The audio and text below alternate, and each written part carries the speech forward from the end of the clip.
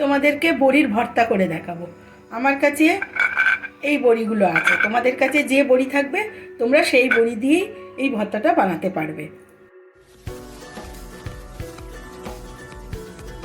মশলা কিচেনে তোমাদের ওয়েলকাম জানাচ্ছি।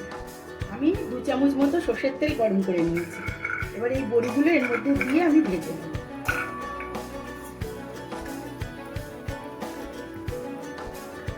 ভাজা হয়ে গেছে, এবার এগুলোকে আমি তুলে নেব। তেলের মধ্যে আমি আরো 2 চামচ মতো সর্ষের তেল দেবো।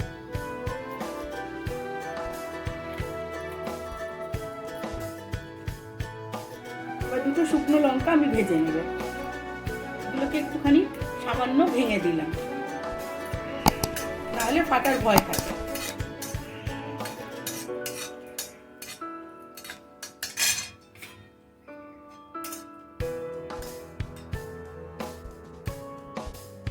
শুকনো লঙ্কা দুটো আমার ভাজা হয়ে গেছে, এবার আমি এই দুটোকে তুলে নেব।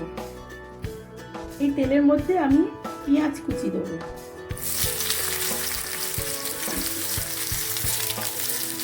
মাঝারি সাইজের 2টো পেঁয়াজ আমি কুচিয়ে নিয়েছি।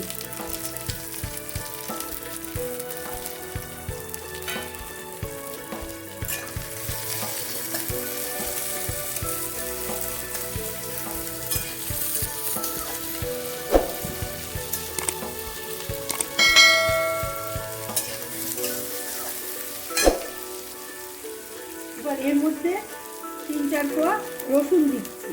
তোমরা রসুন পছন্দ না করলে এটা তোমরা স্কিপ করতে পারো। এবার এটাকে আমি পেঁয়াজ রসুনটাকে আমি হালকা লাল করে ভেজে নেব।